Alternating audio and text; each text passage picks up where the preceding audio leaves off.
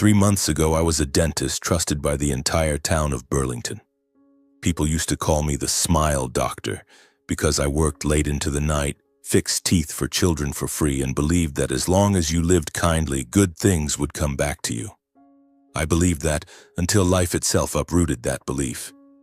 In just a few weeks, I lost everything. My wife, who once promised to walk through life with me, accused me of having an affair with a patient. My clinic was shut down. My reputation was tarnished. Friends turned their backs on me, and I, once a respected doctor, became an outcast, homeless, wandering with my old pickup truck as my only remaining shelter. I thought it was all over, until that night, when a man in a black suit approached me introducing himself as Spencer Hale, a lawyer. He placed a thick envelope on the table and said, "Mr. Pembroke, your great-uncle has passed away. He left you his entire estate, over $80 million. I stared at him, thinking I must have misheard. But no, it was all true, and that was the beginning of a new chapter, where truth, justice, and kindness were tested once again. Hello, my name is Calvin Pembroke. I'm 33 years old, living in Burlington, Vermont, a small town nestled by Lake Champlain, where snow blankets the hills in winter and the streets glow with golden leaves in autumn. If you ask me who I am, I'd say I'm a dentist, but not just someone who fixes teeth. I live to do what's right, to bring smiles back to those who've forgotten how. My philosophy is simple. Do right, do kind. It might sound cliché, but it's been my guiding principle since the day my father died of a heart attack when I was 15. That day, standing by his hospital bed, holding his hand tightly, I promised myself I'd live a meaningful life. My clinic, Pembroke Dental, sits on a small street in Burlington, where white-painted wooden houses line up neatly and church bells ring every Sunday morning. The clinic isn't big, just enough space for 2 dental chairs, a small reception desk, and a waiting area with a few outdated magazines. But I loved that place. Every day I welcomed patients from all walks of life, from shy children visiting the dentist for the first time to elderly folks sharing life stories in trembling voices. I often lowered fees, sometimes treating people for free for those who couldn't afford care. Once, an elderly woman named Martha, living on Social Security, hugged me tightly after I fixed her broken front tooth for free. "You gave me my smile back, Calvin," she said, her eyes brimming with tears. In that moment, I knew I'd chosen the right path. But life wasn't just about the clinic. I had Lydia, my wife, and Eli, our little boy. Lydia was the bright light in my life, or at least I used to think so. She's 30, the daughter of Richard Alden, a powerful businessman in Burlington. Lydia grew up in luxury, but she wasn't as haughty as people might assume of a rich man's daughter. We met at a free dental checkup event for the community. I was treating a homeless boy's teeth when Lydia stood there, in an elegant blue dress, watching me with a strange look. Half admiration, half curiosity. "You're not like any man I've ever met," she said, and I blushed, unsure how to respond. We married after a year of dating, and Eli was born 2 years later. Eli is my entire world. He just turned 5 this year, with curly blonde hair like his mother and deep brown eyes like mine. Eli is sensitive, smart, and clings to me like a shadow. Every evening when I came home from the clinic, he'd run to the door, hug my legs tightly, and shout, "Dad's home! Tell me a superhero story." I'd scoop him up and spin tales about a superhero dentist flying around the world to fix kids' teeth.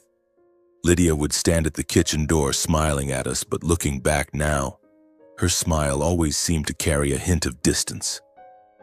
From the outside, our life looked perfect. A small family, a cozy wooden house with a white picket fence, a devoted husband, a talented wife, and an adorable son. But beneath the surface, cracks were starting to show. Small, but enough to jolt me awake in the middle of the night, wondering if everything was as stable as I thought. Lydia worked in PR and event coordination. She was a sharp woman, always knowing how to draw attention. She cared about her image, sometimes to the point where I felt she lived to meet society's standards. She loved lavish dinner parties, designer dresses, and handshakes with the elite. I didn't judge. That was her world and I respected it. The trouble started with how we viewed work. To me, the clinic wasn't just a place to earn money. It was where I kept my promise to myself, to do what's right, to do what's kind.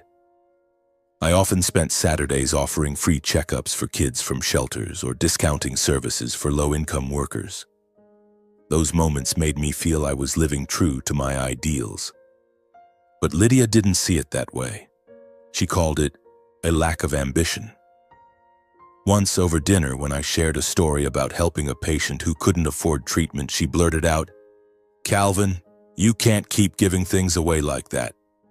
You're talented. Why not expand the clinic, hire more doctors, make more money? You're letting opportunities slip through your fingers." I went quiet, unsure how to respond. I wanted to say that money wasn't everything, that every smile I brought to a patient's face was worth more than any lucrative deal. But I just smiled, nodded, and changed the subject. I didn't want to argue, didn't want to sour the mood, but those words, small as they were like pebbles dropped into a still lake, creating ripples I couldn't control. Over time, I realized Lydia and I were walking different paths. She wanted me to be a successful man in her terms, to expand the clinic, network with influential people, and earn enough to match her family's status. But I just wanted to be Calvin Pembroke, the dentist in Burlington, the one patients called by name and hugged as they left the clinic. I thought love would be enough to bridge our differences, that if I was patient, Lydia would understand. But I was wrong. As the days passed, I began to feel the distance between Lydia and me. Not a glaring void, but something like a thin, hazy mist, subtle yet enough to blur everything. Lydia was home less often. She frequently cited charity projects or meetings with partners as reasons for her absence. In the evenings, when Eli and I sat in the living room playing with Legos or reading books, she'd call to say she had to stay late at the office or attend an important event that dragged on into the night. I wasn't the suspicious type, but I started noticing small details. Her phone, which she used to leave carelessly on the table, was now always face down, its screen quickly locked whenever I entered the room. Once I walked by while she was texting and she hurriedly pressed the lock button, her eyes darting away. "Just work," she said, her voice slightly higher than usual, as if hiding something. I tried not to overthink it. Maybe she was genuinely busy, I told myself. Lydia had always been a workaholic, and her job coordinating charity events demanded a lot of time, especially when dealing with wealthy donors and powerful figures in Burlington. But the change in her demeanor was impossible to ignore. Lydia became irritable, distant, as if Eli and I were mere inconveniences in her busy life. Whenever I mentioned Eli, how he missed his mom, or asked when she could take him to the park, she'd brush it off with, "Honey, I'm swamped.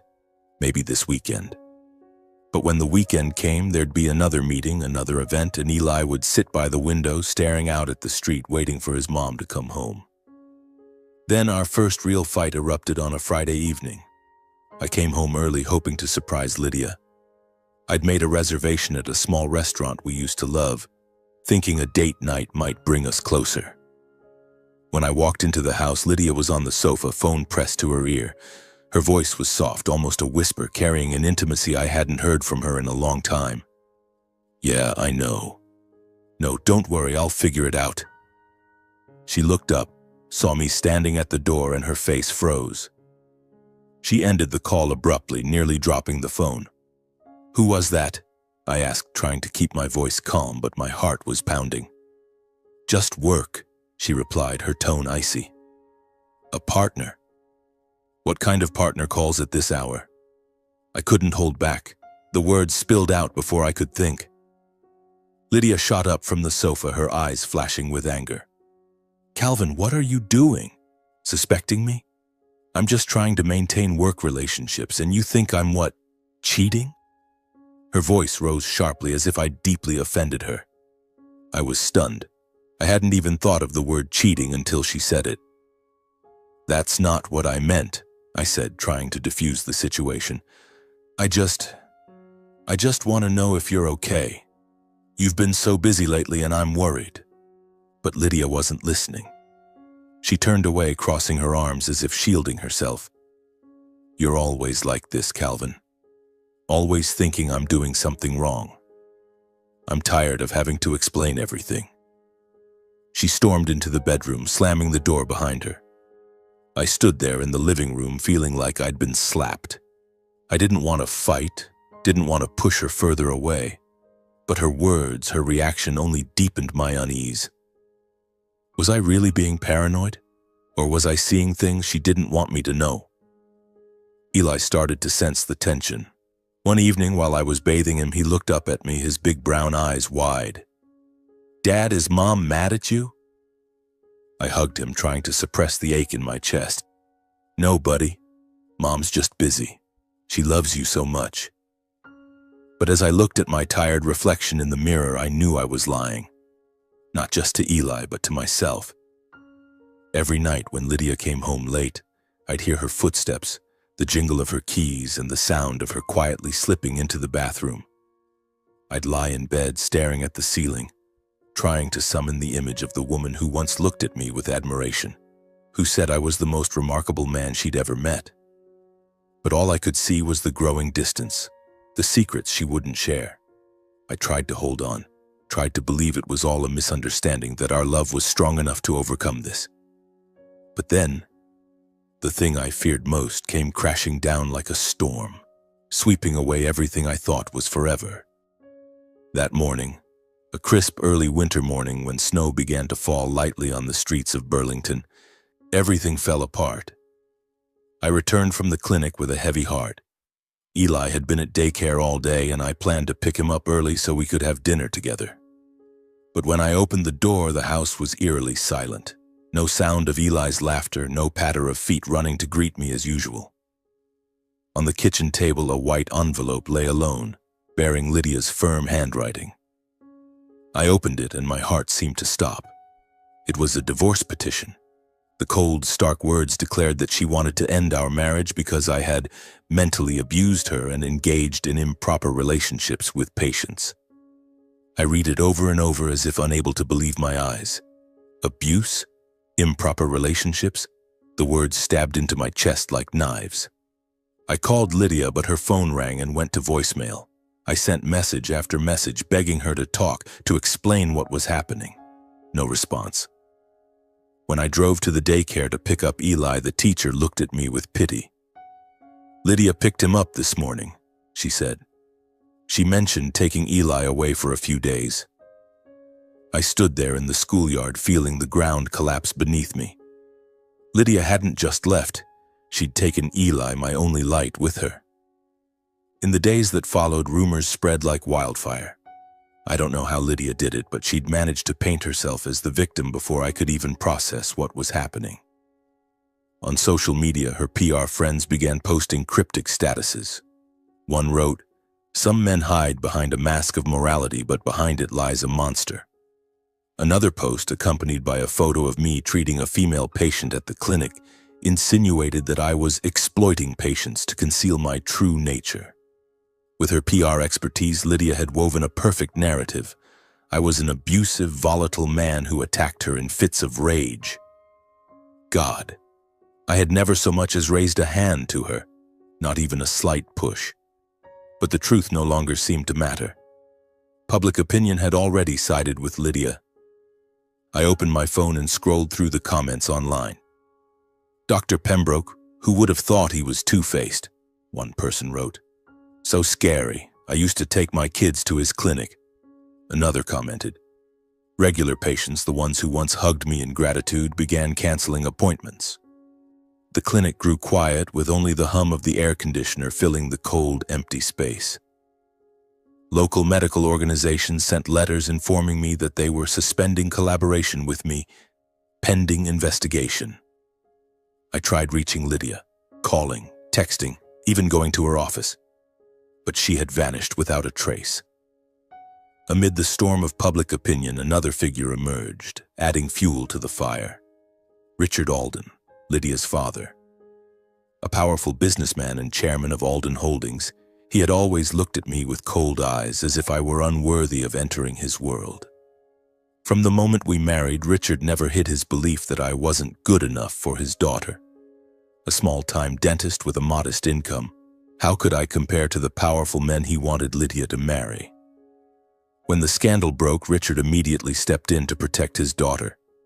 He appeared on a local TV channel dressed in a flawless gray suit, his voice calm but sharp.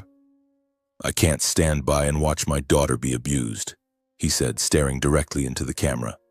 "We will do everything to protect Lydia and my grandson." His credibility and vast network of connections tipped the scales entirely in Lydia's favor. Me, an ordinary dentist. How could I possibly compete? I chose silence. Not because I didn't want to fight back, but because I believed the truth would speak for itself. I sent a brief letter to the court asserting my innocence, stating that I had never abused Lydia or done anything against my ethics. But my silence only fueled the rumors further. Every day I received anonymous texts and calls from unknown numbers, berating me as a traitor or hypocrite. One morning when I stepped outside, I found my doorstep plastered with flyers bearing red text: "Traitor doctor, wife and child abuser." I stood there frozen as the cold wind made the papers flutter. I stared at them, each word cutting into me like a blade. This was no longer a misunderstanding. This was a meticulously orchestrated war, and I, unprepared, had been cast as the villain. I went back inside, sank onto the sofa, and tried to breathe deeply. The house, once filled with Eli's laughter and cozy family dinners, was now an empty shell. I thought of my son, his clear brown eyes, and my heart twisted in pain. I wanted to hold Eli, to tell him his dad wasn't that kind of person, that I loved him more than anything in the world. But I couldn't. Lydia had taken him, and I was cut off from his world. That night I sat in the living room, the dim light casting shadows on the family photos hanging on the wall.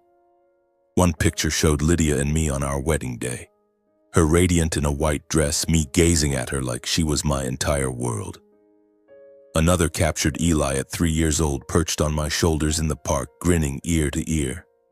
I wanted to cry, but I couldn't. No tears came, only a dry, choking pain in my throat.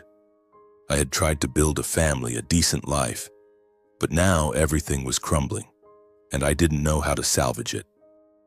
The next day, a brown envelope was slipped under the door. I opened it, and like a punch to the chest, it was a letter from the Vermont Dental Board notifying me that my license to practice was temporarily suspended. They had called an emergency meeting based on Lydia's complaint and the rumors spreading on social media. During the investigation, the letter stated, "Dr. Calvin Pembroke is prohibited from practicing dentistry." I read it over and over, my hands trembling as if the words might change if I stared long enough. But they remained there, cold and merciless, like a verdict. That same day, another notice arrived from the court. My visitation rights to Eli were temporarily revoked, citing ensuring the child's safety. I stood in the living room holding both papers, feeling as though the entire world had turned its back on me. The clinic, which I once called my second home, quickly became a distant memory. Patients canceled appointments en masse. Some whom I had treated for free called demanding refunds, their voices laced with suspicion and anger. "I don't want to be associated with someone like you," one said over the phone before hanging up. My staff, who used to joke with me every morning, began resigning one by one. "I'm sorry, Calvin," said Jane, the receptionist who had worked with me for 3 years, her eyes fixed on the floor. "I need a stable job." I nodded, forcing a smile, but my heart felt crushed. The worst blow came when Alden Holdings, Richard Alden's company, announced the early termination of my clinic's lease. That morning I stood watching as they took down the Pembroke Dental sign, each letter falling to the ground like fragments of the dream I had built. I wanted to scream, to smash something, but I just stood there, powerless, as snowflakes drifted around me. My finances dwindled rapidly. I still had to pay off loans for dental equipment, insurance, and the temporary alimony the court ordered me to send to Lydia. I tried to save, cutting every expense, but my bank account drained like water slipping through my fingers. One day I stood in front of a pawn shop holding the old watch my father had left me, a gift he gave me before he passed. "Keep it, son," he had said. "It'll remind you how precious time is." I swallowed hard, pushed open the door, and left with a few $100s. Next was my laptop, then my car, my faithful companion for years. When I handed the keys to the buyer, it felt like I was selling a piece of my soul. Social isolation came faster than I expected. Friends who once came over for dinner, who laughed with Lydia and me, now avoided me. Former colleagues didn't respond to my messages. I walked through the neighborhood, hearing whispers behind my back, seeing curious and disdainful glances from neighbors. I tried applying to other clinics, but no one would hire me. "We don't want the risk," one manager said bluntly. I became an outcast, a name branded as a villain in the town that once called me the kind doctor. I moved out of the wooden house, now just a painful memory. With what little money I had left, I rented a cheap motel room on the outskirts of Burlington, where the smell of old cigarette smoke clung to the walls and the rumble of pickup trucks echoed every night. I lived frugally, sleeping little, eating sparingly, mostly bread and cheap coffee from a convenience store. But every morning I still shaved neatly and wore a clean shirt, as if clinging to my last shred of dignity. I looked at myself in the mirror, trying to smile, but the man staring back was merely a shadow of who I used to be. In those dark days, my mother, Ruth Pembroke, was the only light left. She lived alone in a small wooden house in rural Maine, a home she and my father had built together. She was a gentle, upright woman who always believed kindness would triumph over everything.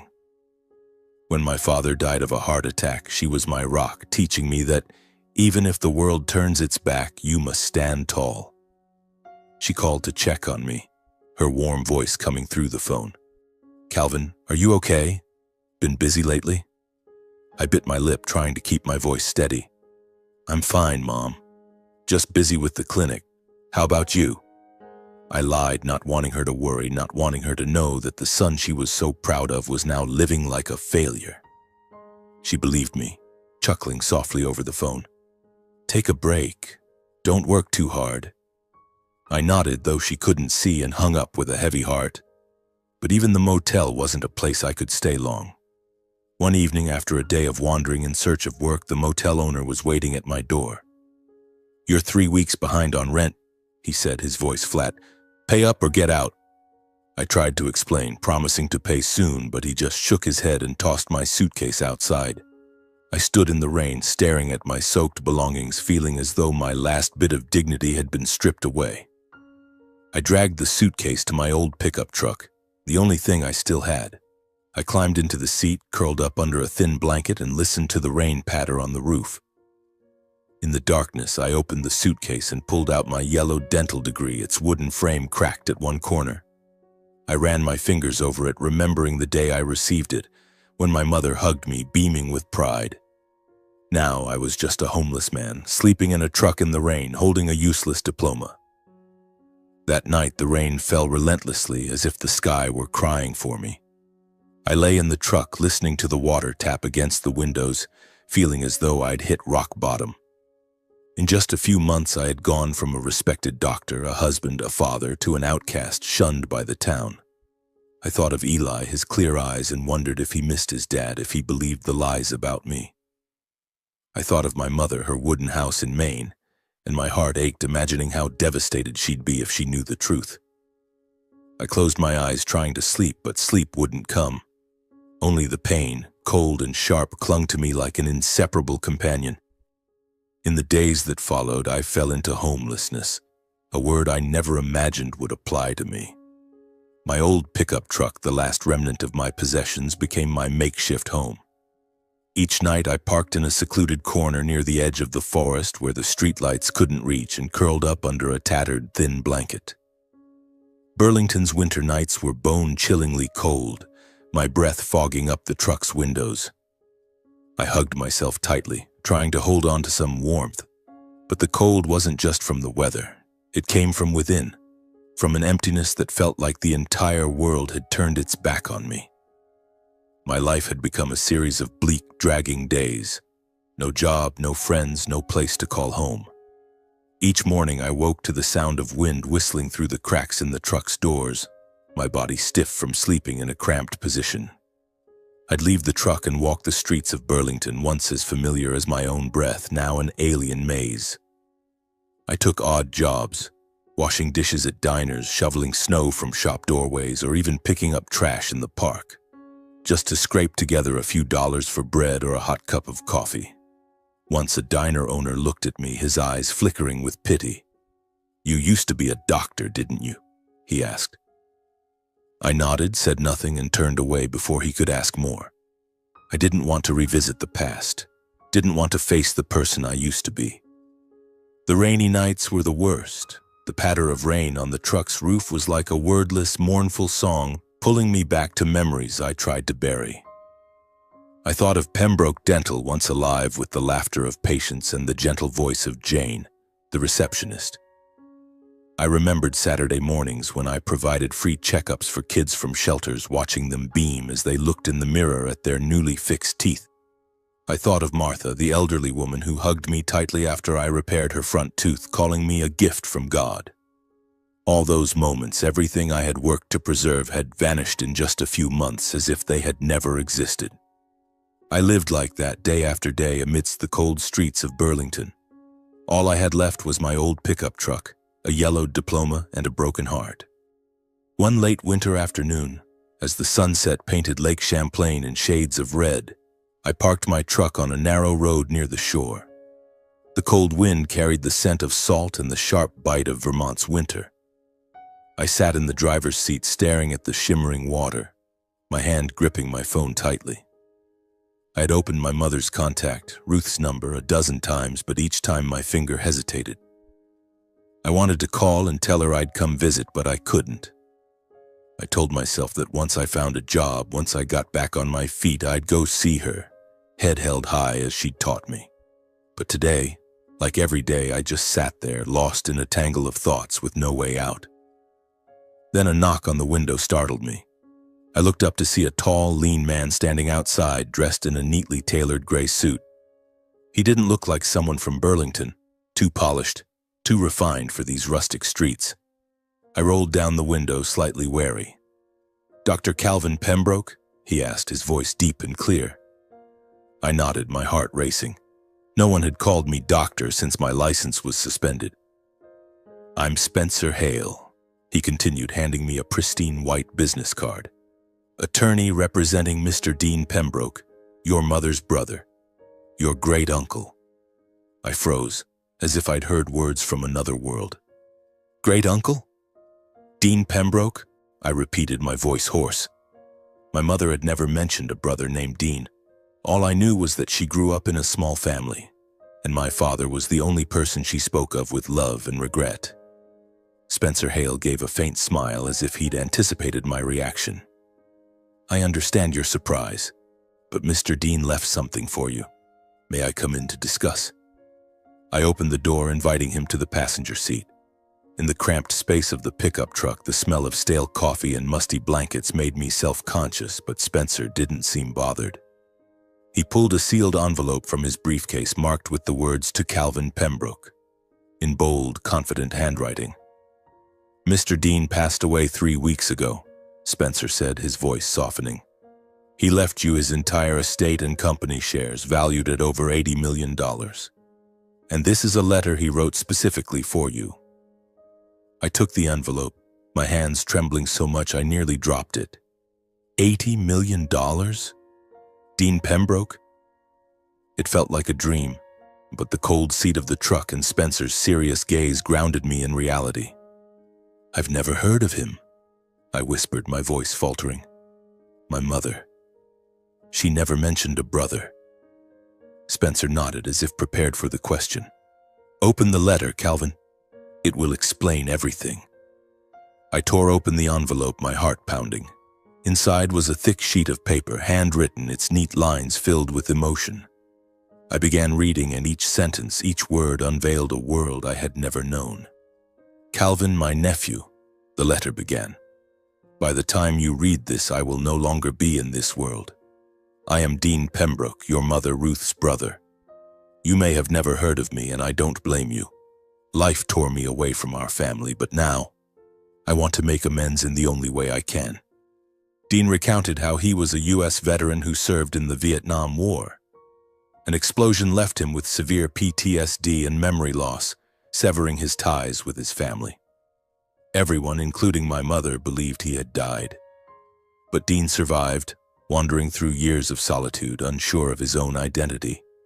He worked his way up from manual labor to a successful entrepreneur in transportation and real estate, building an empire worth tens of millions. Yet he never forgot the feeling of being forgotten, left behind by the world. Months before my death, he wrote, I began recovering my memories through treatment. I remembered Ruth, my little sister, who used to sing folk songs every evening. I returned to Maine and reunited with her after over 40 years. It was the happiest day of my life. And through Ruth, I learned about you, Calvin, the dentist who lives for kindness, who lost everything but still holds on to an honest heart. I paused, tears welling up. Dean had been watching me secretly without my knowledge. He wrote that he had visited Pembroke Dental, posing as an ordinary patient to get his teeth checked. You wouldn't remember me, he wrote, but I remember the look in your eyes when you spoke to a poor patient, the look of someone who believes kindness can change the world. He knew about my broken marriage, Lydia's accusations, and how the community had turned against me, and he wrote that he was proud of me for not bowing to adversity. I have a son, the letter continued, but he is unworthy of what I leave behind. He is greedy, ungrateful, living only for himself. So I choose you, Calvin. You are the only heir who carries the Pembroke spirit, the spirit of kindness and integrity. I leave my entire estate to you, but with one condition. You must care for your mother, Ruth, for the rest of her life and use part of the fortune to help those forgotten by society, veterans, orphans, people like I once was. I folded the letter, tears streaming down my cheeks. For the first time in months, I felt a faint glimmer of light piercing the darkness. Spencer Hale, sitting beside me, gently placed a hand on my shoulder. I know this is hard to believe, Calvin, he said, but Mr. Dean prepared everything meticulously. This is a legal will, and I'll help you complete the inheritance process. Here's my card. Come to my office in Chicago when you're ready. I held the business card, my mind reeling. $80 million? An uncle I never knew? I looked out at the lake, where the sunset was fading, and felt as though life had just opened a new path. But I wasn't sure if I had the strength to walk it. I thought of my mother, of her emotional reunion with Dean, and my heart warmed. But I was also afraid this was just a dream, that I'd wake up with nothing but my old truck and yellowed diploma. That night I lay in the truck, Dean's letter beside me. I read it again, line by line, as if to etch it into my heart. I thought of my mother, of Eli, of the patients I had helped. And for the first time in a long while, I felt a spark of hope, small but fierce, like a tiny flame burning in the cold night. I closed my eyes, letting the tears fall, and whispered to myself, just survive, Calvin. Just survive. And this time live to do what's right. I woke up as the first light of dawn filtered through the truck's window, casting a pale glow over the yellowed diploma. I looked outside, seeing Lake Champlain shimmering under the early morning light, and a decision struck me, clear as the church bells ringing through Burlington's cold air. I had to see my mother. I couldn't keep hiding, couldn't let her live in worry without knowing the truth. Dean's letter, with its heartfelt words, gave me a reason to stand up, to face her, not as a failure, but as a son carrying a story never told. I gathered the few belongings left in my suitcase and checked the money in my wallet, just enough for gas to get to Maine. The old pickup truck groaned as I started it, but it rolled forward, carrying me away from Burlington, away from streets that were once home, now only painful memories. The road to Maine stretched over 200 miles, winding through snow-dusted pine forests and quiet small towns. I drove in silence, with only the crackling radio playing old folk songs. With each mile, my heart felt a little lighter, as if I were returning to a part of myself I had lost. When I pulled up to my mother's wooden house in rural Maine, the sun was dipping toward the west, bathing the surrounding fields in golden light. The house was just as I remembered. A weathered, gray-tiled roof, a porch with an old rocking chair and smoke drifting lazily from the chimney. I stepped out of the truck, suitcase in hand, feeling like a child returning after being lost. I knocked, my heart pounding. The door opened, and there was my mother in her familiar blue sweater, her silver hair neatly tied back. She froze, her brown eyes widening. "Calvin!" she exclaimed, her voice trembling. "Why didn't you tell me you were coming? I thought you were so busy." I smiled, trying to hide the exhaustion and invisible scars on my heart. "I wanted to surprise you," I said, my voice hoarse. She pulled me inside, hugging me tightly, and I felt her warmth, the faint smell of cookies wafting from the kitchen. But as she looked into my eyes, I knew she sensed something was wrong. "You've gotten thinner," she said, touching my cheek. "What's going on, Calvin? Tell me."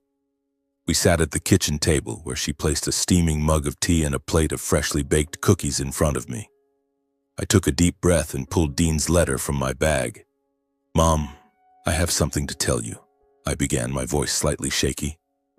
"Yesterday I met a lawyer, Spencer Hale. He told me about someone named Dean Pembroke. He said he was my great-uncle." My mother froze, the mug of tea halting mid-air.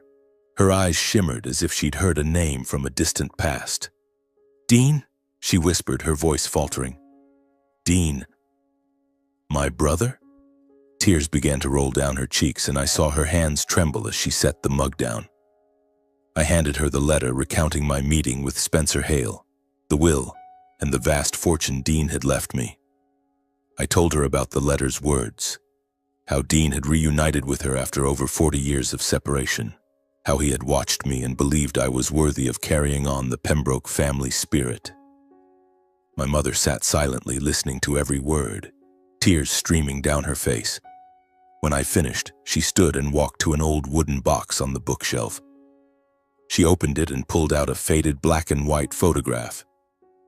In it, a young girl, my mother, just 18, stood beside a tall young man in a military uniform. He was smiling, his hand on her shoulder, his eyes bright with pride. "This is Dean," she said, her voice choked. "My brother. The day he left for the war, I was only 18. We got a death notice after a brutal battle. No one thought he was alive. I kept this photo for 40 years as a way to remember him."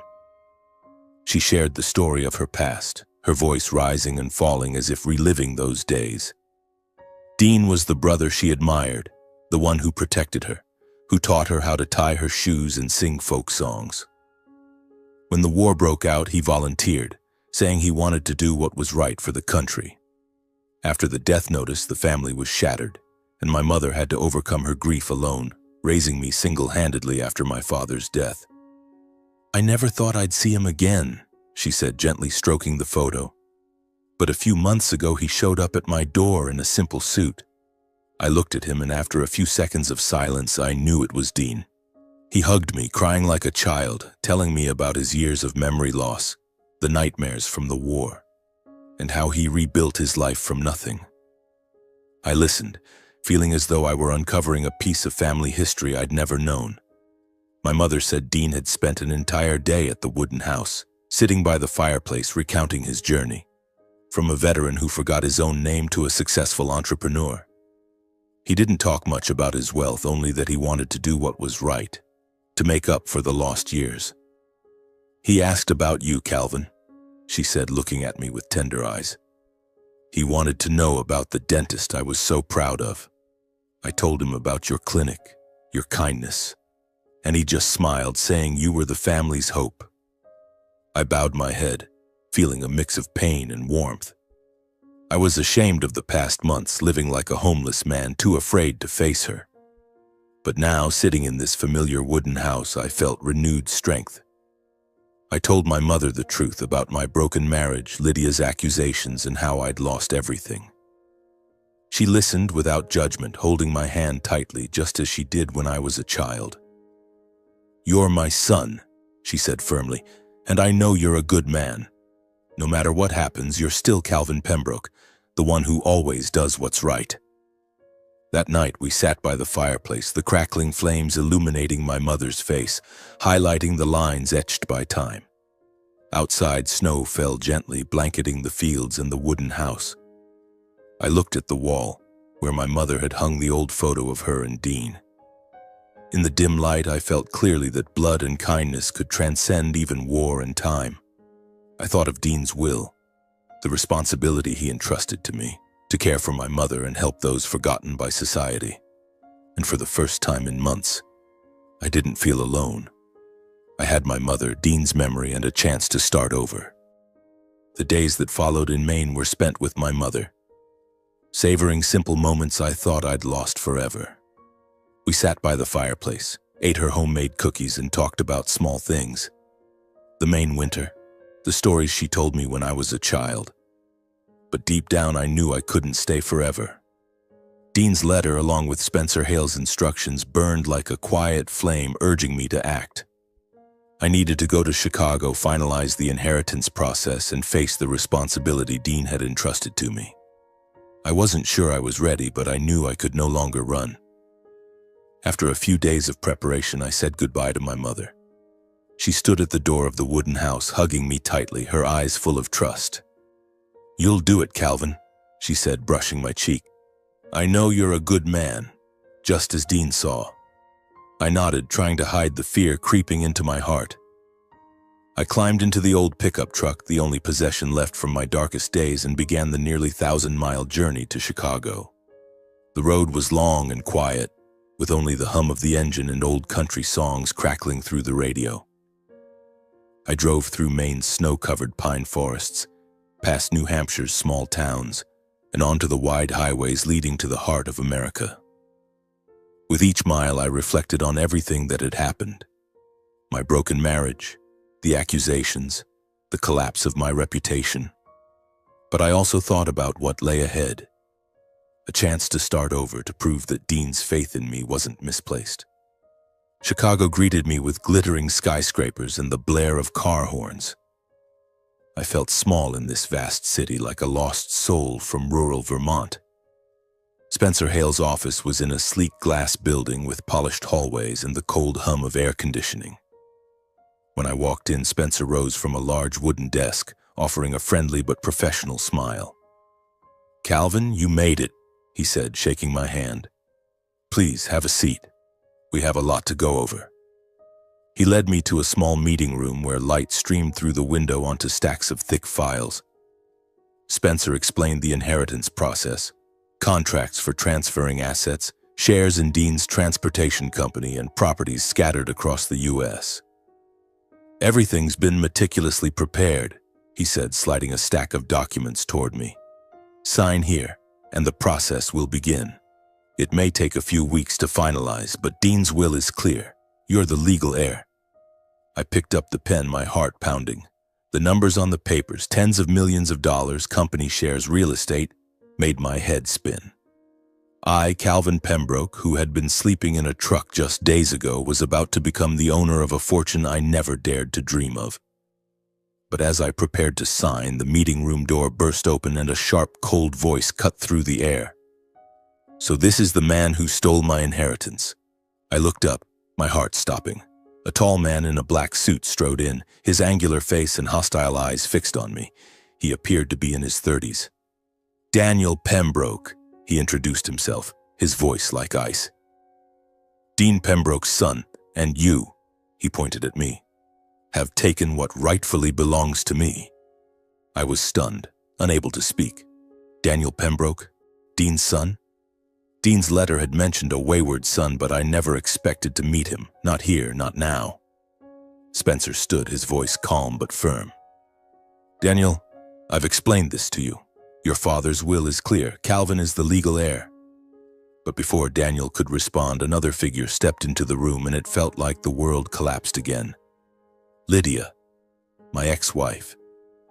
She stood there in an elegant business dress, her eyes avoiding mine as if out of shame or fear. The air in the room grew thick with awkwardness and tension. I looked from Daniel to Lydia, then back to Daniel, trying to make sense of it all.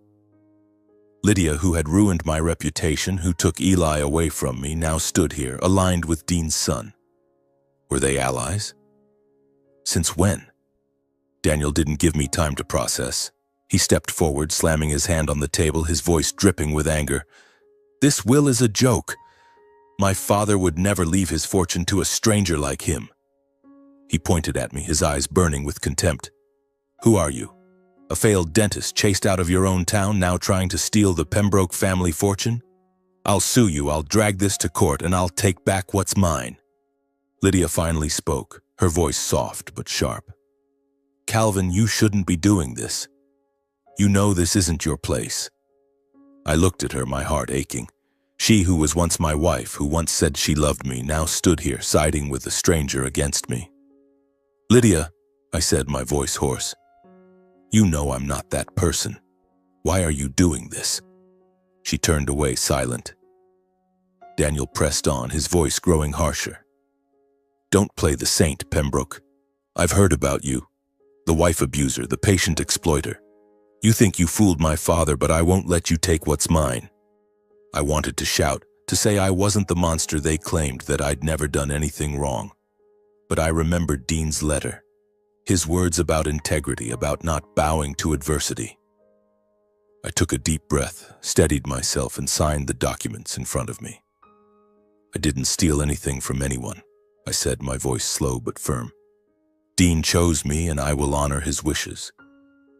Daniel scoffed, his eyes full of disdain. "Just wait, Pembroke. This isn't over." He turned and stormed out, Lydia following, not once looking back. The door slammed shut, leaving Spencer and me in heavy silence.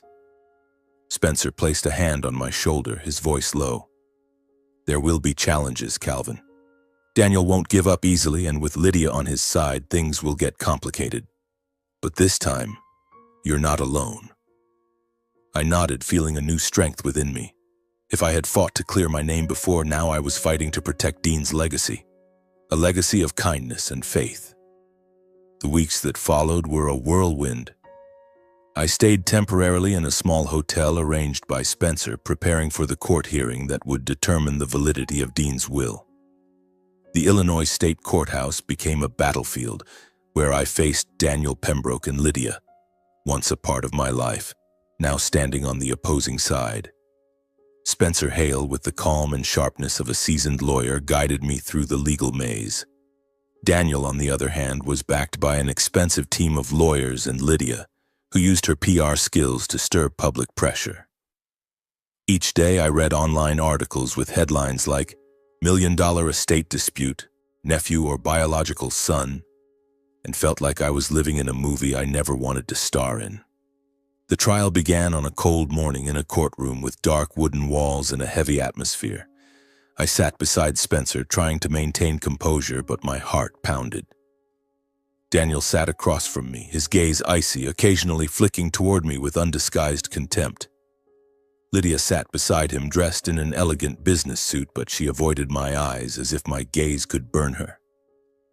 The judge, an older woman with a stern face, banged her gavel to open the proceedings, and the battle began.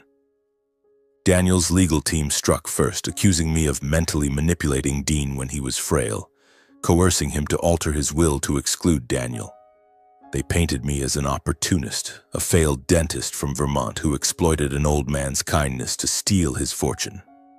Calvin Pembroke had no prior relationship with Mr. Dean Pembroke, Daniel's lawyer declared, his voice resolute. How could a stranger with no knowledge of the family be chosen as the sole heir? This is clearly irregular.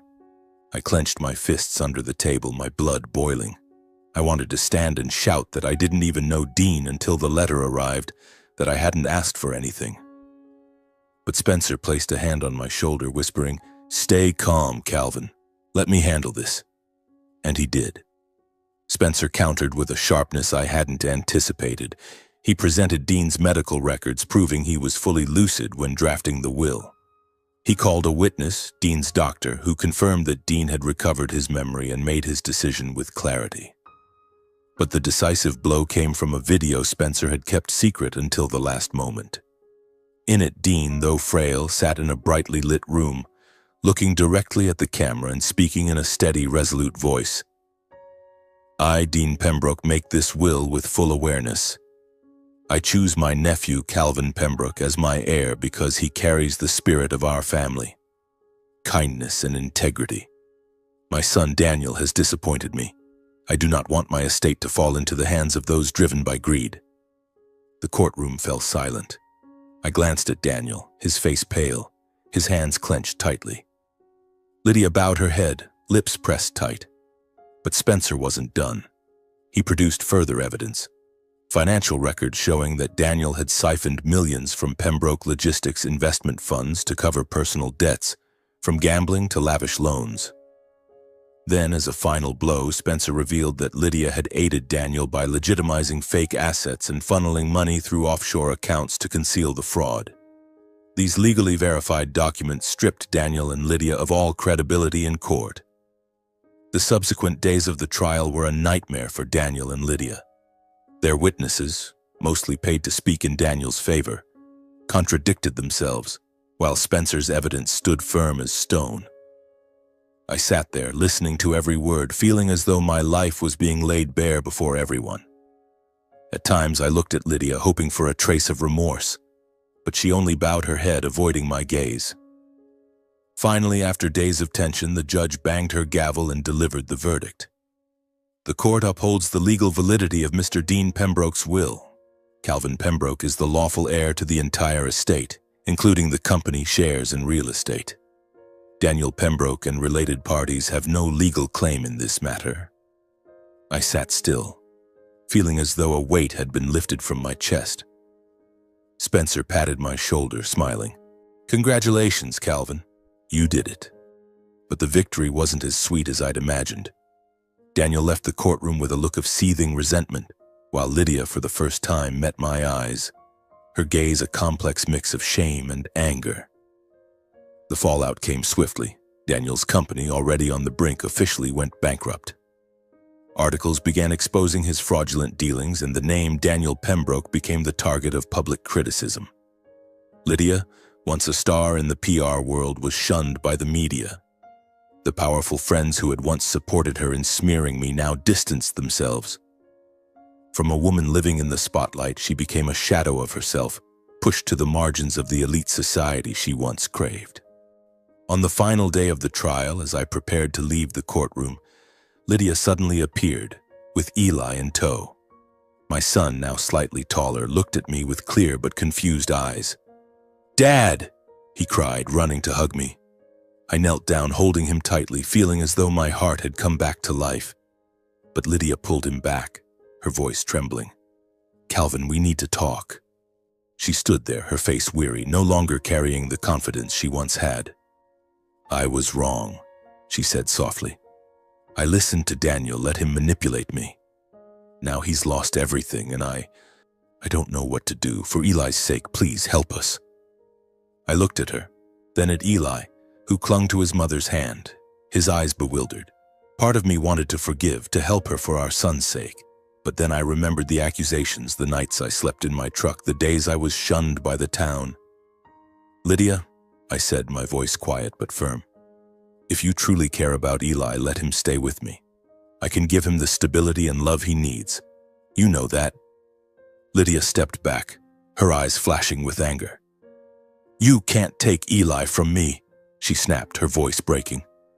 She grabbed Eli's hand, pulling him out of the courtroom, tears streaming down her face. I stood there, watching their figures disappear, my heart heavy. I knew I had done the right thing, but the pain of losing Eli still felt like an unhealed wound. Chicago, with its towering skyscrapers and frenetic pace, was not a place for me. After the trial, I withdrew from the media spotlight, declining every interview request from curious newspapers. I wanted to return to Maine, to my mother, to the quiet of grassy fields and the sound of waves crashing. I drove my old pickup truck, now a loyal companion, along the long highways, leaving behind the noise of the legal battle. When I arrived at my mother's wooden house in Maine, she was waiting on the porch as if she'd sensed my return. "My son," she said, hugging me tightly, "I knew you'd make it." I told her about the verdict, how the court recognized me as Dean's rightful heir. But I also shared about Lydia, about Eli, about the moment he hugged me in the courtroom. My mother held my hand, her eyes gentle but resolute. "You'll find Eli again, Calvin." but first you need to find yourself." Her words were like a soft breeze, soothing my weary and wounded soul. I decided not to stay in the old wooden house despite its cherished memories. With Dean's fortune, I bought a new home by the Maine coast, where my mother could see the ocean every morning, where the air was fresh and the sound of waves was like a lullaby. The house wasn't extravagant, but it was spacious enough for her comfort, with a small garden where she could grow flowers and a large fireplace to warm the winter nights. I moved in with her, spending the first days recovering my spirit, rediscovering the peaceful rhythm I'd lost. Each morning I woke early, made coffee for my mother, and we sat on the porch watching the sunrise. "See, Calvin," she said, pointing to the sea, "life always finds a way to bring light back." Eli remained the greatest void in my heart. I contacted lawyers to fight for custody, but the legal process was slow and Lydia still refused to let me see him. I sent gifts to Eli, picture books he loved, superhero toys, but received no response. Each night I sat in my room looking at the photo of him on my shoulders, promising myself I wouldn't give up. "Wait for me, son," I whispered. "Dad will find you." But I didn't let that pain drag me down. I had a promise to keep to Dean, not just to care for my mother, but to use his wealth to help those forgotten by society. I founded the Dean Pembroke Foundation, named in his honor to celebrate his spirit. The foundation focused on supporting veterans, orphans, and those living on society's margins, as I once had. I recruited a team of volunteers, from passionate young students to veterans eager to give back. We partnered with small hospitals and schools in Maine, launching free dental care programs for children and the elderly. I stood in makeshift clinics, watching kids beam as they saw their new teeth in the mirror, and it felt like I was reliving my days at Pembroke Dental when kindness was all I needed. With my honor restored, I decided to return to dentistry, but on my own terms. I opened a nonprofit dental clinic in Maine, not far from my mother's new home. The clinic was small, much like Pembroke Dental once was, but this time I wasn't just fixing teeth. I was training young dental students who wanted to serve communities rather than chase profits. I told them about Dean, his journey from a memoryless veteran to a successful entrepreneur, and how he chose kindness as his legacy. "Do what's right," I told them, because that's the only way to live without regret. As the months passed in Maine, I slowly rediscovered myself. I wrote a short letter to local newspapers, not to boast about my victory, but to share what I'd learned from my darkest days. "The truth can be buried, but it doesn't die," I wrote. "It's like a small flame needing only a spark to blaze again." Honor isn't bought with money. It's built through every act of kindness, no matter how small. Forgiveness isn't weakness, it's the final step to freedom. And don't live to prove others wrong. Live to prove that a person can rise after being destroyed. I sent the letter, not expecting it to change the world, but hoping it might touch someone, as Dean's letter had touched me. Each day I worked at the clinic, supported the foundation, and spent time with my mother. I called Eli every week, though Lydia often didn't answer. But sometimes I heard his voice on the voicemail, and that alone gave me a reason to keep going. One evening, as I sat by the fireplace in the new house, my mother walked in, carrying an old wooden box. She opened it and pulled out the black and white photo of her and Dean. "Keep this," she said, smiling. "Let it remind you that our family is always strong no matter what happens." I took the photo, running my fingers over it, feeling a warm current in my heart. I was no longer the outcast. I was Calvin Pembroke, carrying the spirit of my family, and I would live to do what was right, as my father had, as my mother did, as Dean had done.